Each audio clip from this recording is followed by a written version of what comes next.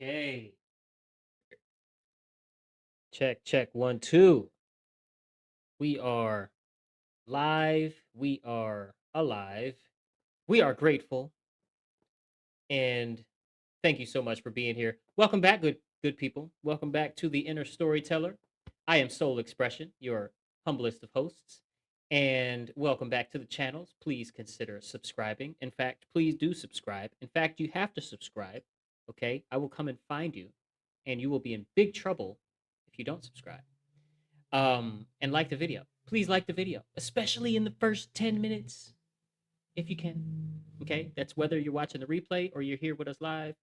Please just tap that thumbs up, okay? Put a thumbs up notification in YouTube's data center in Google's data center so that they know to push this content out to the good people of the world just like you.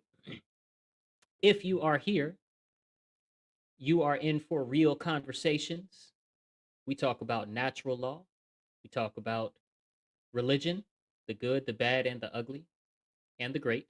We talk about money, anarchy, culture, and how mankind is manipulated from the shadows by forces that do not have our best interests at heart because they are completely evil.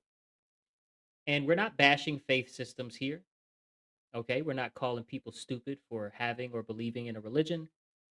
We are simply examining the psychological affects and effects of the stories we have the most faith in, the ones we have the most stake in, and how those stories help shape society. That examination, of course, sits right alongside an honest look at the current human condition, which is slavery. Government is slavery, good people. And the question we have to keep coming back to is what can actually be improved with a proper understanding of the inner storyteller and how it works. Now, the inner storyteller is, of course, the title of this podcast, as well as the title of the project my life is consumed by now, right? I intend to not only um, sell a whole billion copies of the book titled The Inner Storyteller and finish finish creating and publishing the main video series of The Inner Storyteller. But also, I intend to pursue getting the inner storyteller philosophy um, and concept, the sort of concepts that surround the inner storyteller, as well as the vocabulary, the inner storyteller, and some of the vocab I introduce in my book into homeschooling and maybe even government schooling curriculum. Okay. And I want to spread my message far and wide as I believe this message was not just given to me, but given to you through me. And there's just a lot of potential for it. Now, today, we are, of course, continuing with our philosophical map series. We are moving on to part 3, and it is full steam ahead from here. Okay, this mini series, the philosophical map series, where I read aloud the various chapters of the companion book to the inner storyteller, the main book, the main text, if you will. This companion book is something that you read, most most ideally, you read this text after you read the inner storyteller. But on the podcast, of course, I'm going to riff on the concepts. I'm going to um, add more than just what's in the text itself. So don't worry about that. But basically, the philosophical map is something that I put together to help synthesize in your mind the philosophy in the actual book chapters. So it's just a little companion book, a nice little um, kind of reminder of what was broken down and how it was spaced out and how the philosophy works in this book. So, quick reminder for anyone joining, this companion text walks through the main manuscript section by section. It is not the book itself, it is the map of the book. So, today I am reading you from the map, part 3, and then we're going to sit with that and see what it's actually pointing at. So, without further ado, please like the video, please subscribe to the channels, help me in my quest to one day monetize my podcast. Let's get straight into it. Part 3 of the book, The Inner Storyteller, as well as part 3 of the companion text, is entitled The Story Beneath the Story. And let me share the image so that y'all can add to stage. Boom. Oh, no, wait. There we go. No, no, no, no. There it is. So that y'all can have a visual to look at while I read this. Part 3 is where the manuscript begins demonstrating its central claim not only analytically, but experientially. After part 2 shows how populations can be steered through narrative, this chapter moves closer to the inner mechanism itself, the way stories shape perception before direct experience has a chance to correct them. Through themes such as distance, meaning distance between peoples and countries, and knowing what people far, far away are going through or struggling with. Themes such as othering, such as imagination, and the slow training of public perception, or what I call the collective inner storyteller. This chapter shows how the inner storyteller interprets what it cannot see clearly, and how fear, pardon me, becomes natural, or at least it feels that way, once a threatening story is attached to differences between yourself and another group of people. But this part does more than just describe that process. It begins revealing it from within through the warrior story, through the story of the Magi from the Bible, the three kings, if you will, in the Christmas story, and the mountain story featuring Trey, Will, and Sage. Those are character names. The manuscript shows how human beings do not merely receive meaning, they organize experience through story before they realize what they are doing. Again, the inner storyteller operates at the speed of thought. So it's before you hear thoughts that are interpreting the feelings and whatever else is going through your mind at the time. They are, there we go. We don't just receive meaning, we organize experience through narrative before we realize what we're doing. So these figures, Trey, Will, Sage, the Magi, and the Warrior, are not decorative. They're not trinkets. They are philosophical instruments in the book and in this chapter. The Magi and the mountain story, especially, help reveal that truth is not always approached through one inherited route alone. Through Will and Sage, Trey is forced to confront the idea that different paths can converge on the same summit. In this way, the manuscript makes visible how tradition, free will, wisdom, fear, and interpretation begin shaping the inner storyteller long before a person believes that they are choosing a story freely. Part 3, therefore, deepens one of the manuscript's most central concerns, which is the most powerful stories are not always the ones we consciously defend, but instead are often the ones we rehearse inwardly until they begin organizing what feels true, safe, holy, sacred, possible, or dangerous and threatening.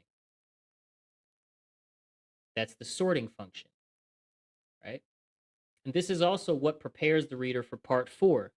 Part four is entitled Candace Owens, whole chapter of the book dedicated to Candace Owens. Before truth can become embodied in public refusal, it must first be seen as something that can break through inherited framing from within. Part three, therefore, serves as a bridge between structural explanation and lived example. It reveals how the inner orientation is formed so that Candace Owens, part four, chapter four, can later appear not merely as a public figure or a political case study or a podcasting case study, but as an embodied example of what it looks like when conscience or when someone refuses the scripted meaning and is no longer passively inheriting narratives from the system, right?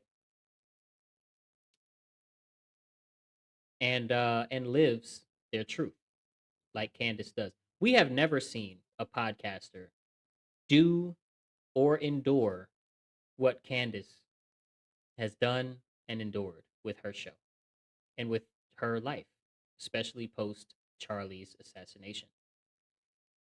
But we're not here to talk about Candace. We are here to talk about part three. So let's slow down a few pieces of that.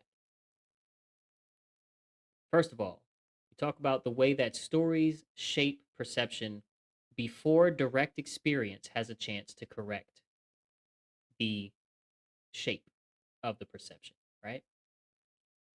This this is the whole episode in one line, and it's worth sitting with before we actually move forward. Most people assume that their understanding of something comes after they've encountered it directly. You meet a person, you form an opinion, you experience an event, you draw a conclusion. But that's backwards for most of what fills a person's worldview, right? For the vast majority of things you have an opinion about, like distant countries, distant cultures, historical periods you've never experienced because you weren't there, most people you've never met, the story arrives before the experience does, or the story arrives before the experience is interpreted. The direct experience never really comes since you're never there in the distant world and a distant country, whatever. And you never meet the celebrity or the historical figure that you're talking about, right? The direct experience isn't there. And the inner storyteller doesn't wait for a direct experience before deciding what something means. This is what I mean when I talk about how important it is to gain knowledge of self, to understand how you operate and how your mind shapes meaning. It's paramount. It's incredibly important, right? Your mind fills the gap between what you think about and what you've actually experienced with whatever narrative is available from what you have been exposed to. And that's not a flaw in the system necessarily. That is the system working as it was designed to work. The problem is whoever gets to influence that gap first writes what fills the gap, writes the narrative that fills the gap. Again, the gap between, you think about what's going on in Taiwan or something. Some news story comes out where this thing is happening over there in Taiwan. You've never been there. Let's say you've never been there, you've never read extensively about the culture and the people there. You've never really had interest, but now that there's a news story, you're paying a little bit attention. After you hear a couple words, you're going to start telling yourself a narrative about the people there, about what's going on, all of that. Yet, it's going to be a story filled in by guesswork. The problem with that, then that's not the problem. The problem is when that guesswork is filed into the true drawer in your mind. Okay. Now, let's talk about the warrior, the magi, and the mountain. These are three fictional stories that, or excuse me, the magi part is from the Bible. Okay. But the warrior and the mountain story are two fictional stories from me that I wrote into the chapter, part three of the book, that demonstrate what I'm talking about. And then the Magi, I actually use as an already established story to demonstrate something true about this reality and to show that even um, religious, to also show that religious text does feature real truth in a lot of ways. And I don't just mean historical, chronology. I mean, real deep truth that we can all relate to and should incorporate in our daily lives or implement the good parts of in our daily lives. So, the philosophical map, the companion text, calls these figures instruments, right? They're not decoration. And that distinction between decoration and actual instruments used matters. They're not mere illustrations added to make the philosophy easy to swallow or agreeable, right? They're arguing my point. The mountain story specifically is built to demonstrate something most religious and ideological systems resist admitting, which is that different paths, okay, different understandings, different ways of studying and scientifically discovering how the universe works can converge on the same summit.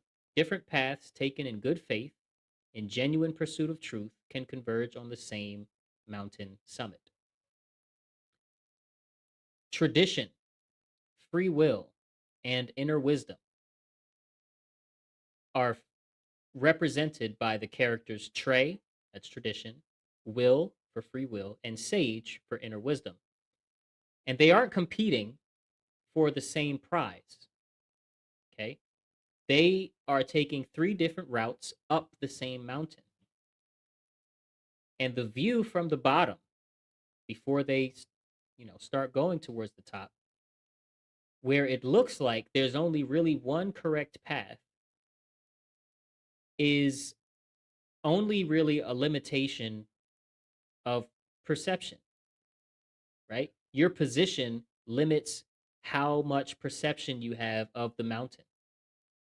It's just like when you move to a new city and you have to rely so heavily on either maps or a GPS system. That's funny. There's a GPS system called Maps for short, Google Maps.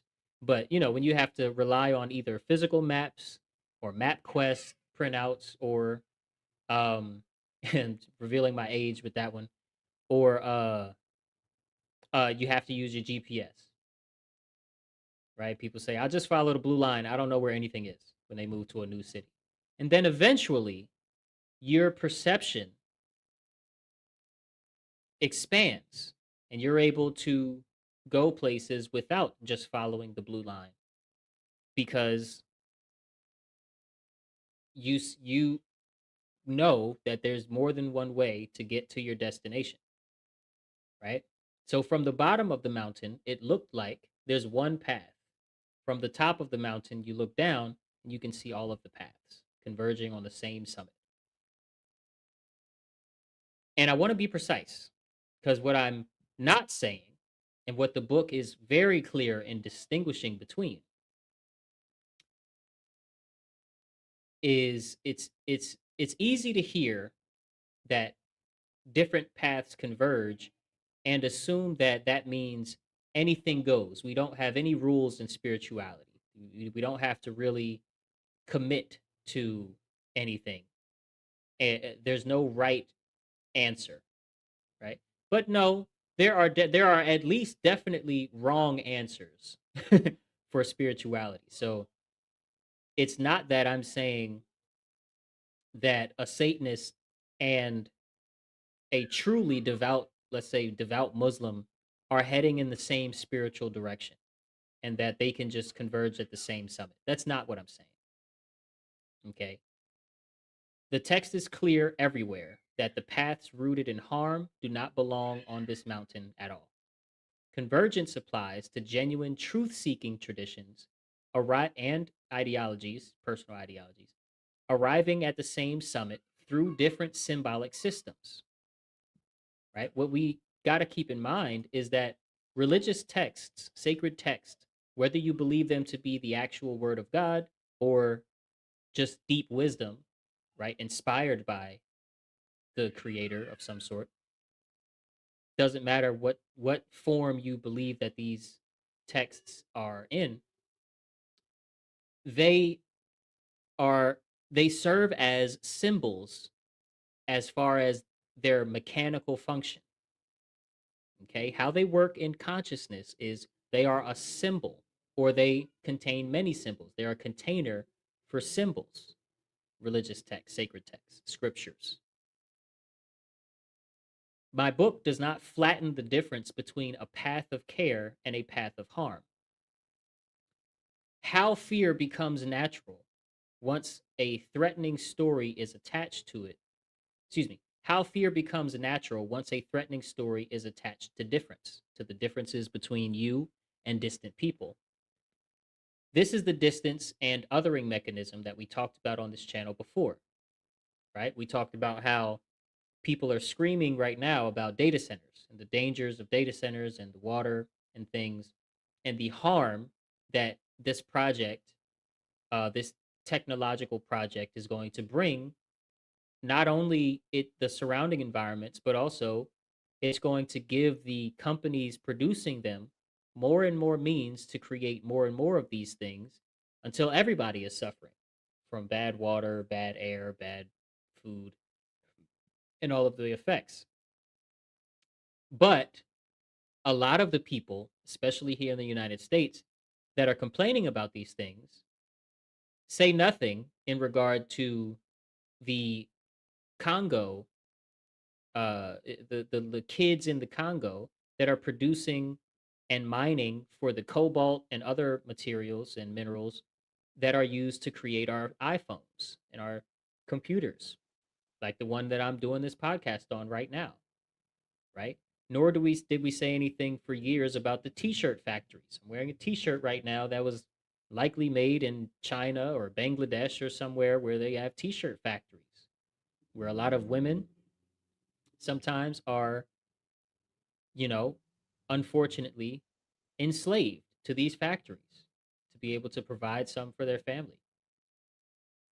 All of it traces back to the same root, right? Difference alone never really produces hatred. Different food, different language, different ritual, none of that carries hostility on its own. Hostility arrives when a story gets attached to the difference. And when we are made to be apathetic to the suffering of others that we are benefiting from, there is bound to be a cognitively dissonant hatred or something akin to it that develops alongside it. Meaning, we start to develop a desire to stay separate from those people so that we don't have to confront the fact that we are benefiting from their suffering and saying nothing about their suffering and acknowledging nothing about their suffering. And excuse me, and once that's normalized, once that story is installed, fear doesn't like the conditioning. It doesn't feel like conditioning anymore. Fear starts to feel like common sense. And it starts to feel like the inner storyteller simply recognizing danger. And of course, we fear speaking out against our own government and against our own corporations in favor of the world becoming a better place. We fear that. We don't want to be isolated or kept out from the nice things in nice places. And that's the part uh worth catching in yourself, right? The fear that feels natural, fear that feels installed exactly the same way from inside. The only way to tell the difference is to go back and ask where the story came from in the first place.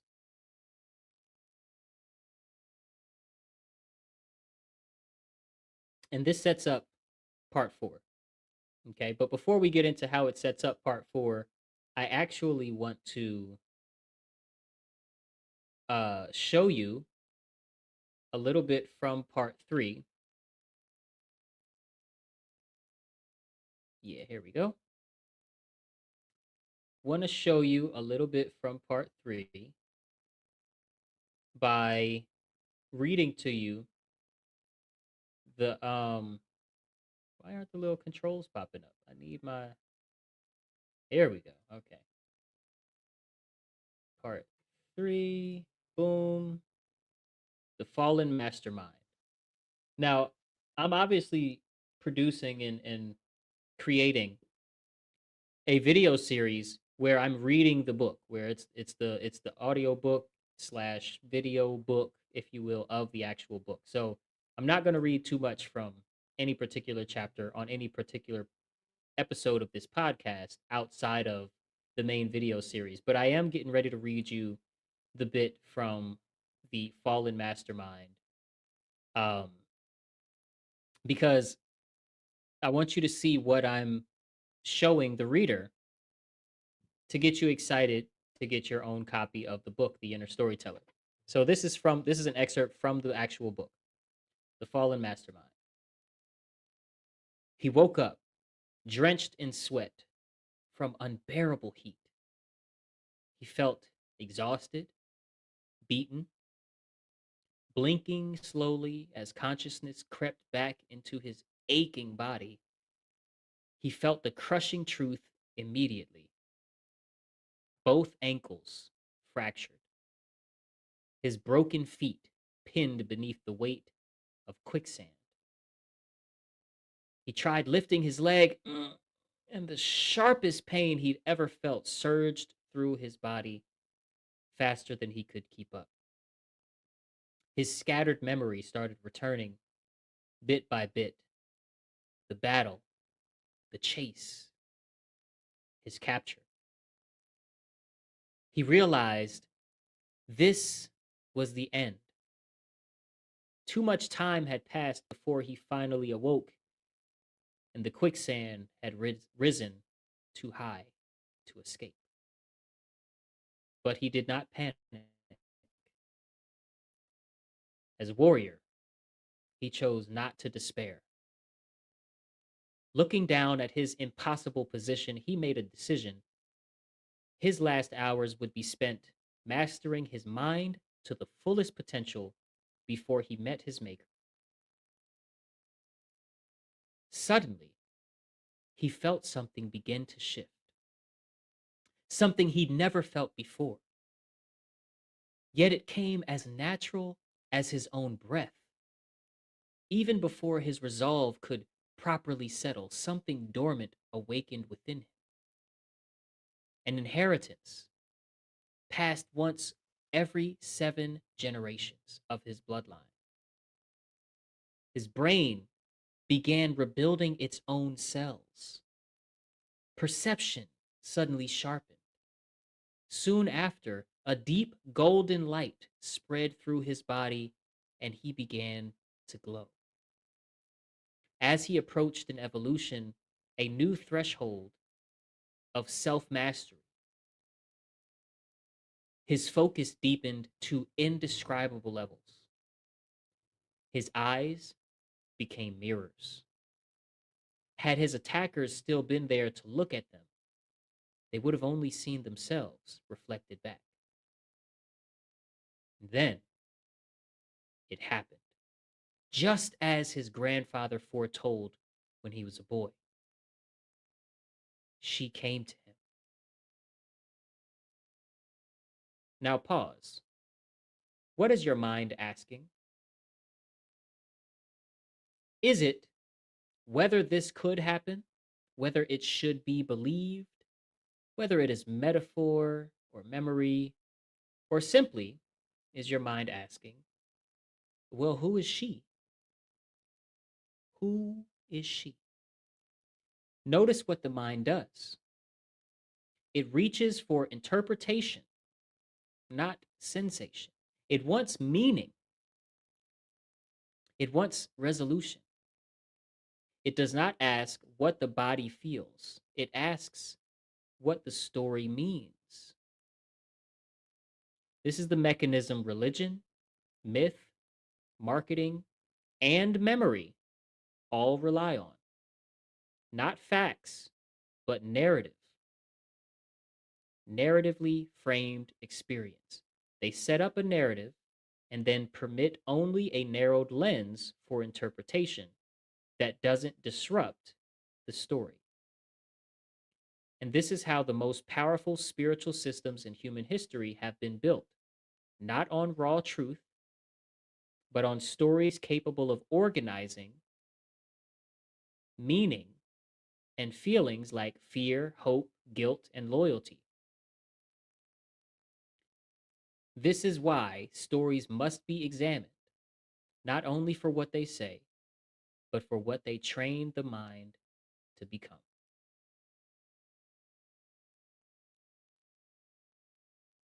So, as you can see, okay, that's a little excerpt from my book. I don't know if y'all can hear the cheering when I click my button here, but hopefully you can. That is from the book, and you can see I sort of demonstrate how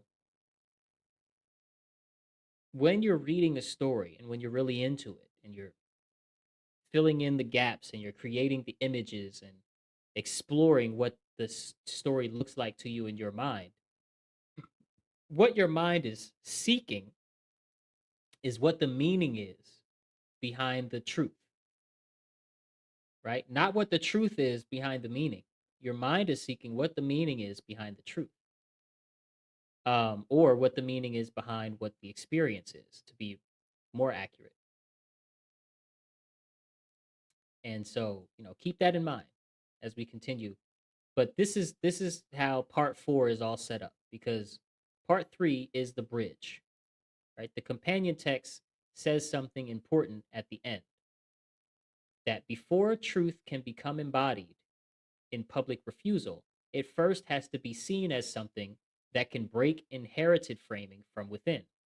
Before we have the confidence, the wherewithal, the know how, and the courage to stand up against the stories that we've been given and the storytellers, the people that are negatively influencing and causing the harm on earth, negatively influencing culture and causing us to be so chaotic. Before we can stand up to them and stand up to those stories, we have to view truth. We have to perceive truth as powerful enough to break the stories that we are holding within ourselves. That's the bridge. Part 3 is showing you how the inner orientation gets formed, right? Tradition, free will, wisdom, fear, interpretation, reflection, all of it is shaping the inner storyteller long before a person believes they are choosing the narrative themselves. Part 4 is going to show you what it looks like when someone in particular's conscience actually breaks through that inherited framing and refuses the script in real time with real cost. You can't understand what refusal really means, what rebellion really means, until you understand how deep the original framing goes within yourself. And that's what part 3 is giving you. And of course, the question we have to keep coming back to here is, what story are you willing to live? Let me know in the comments.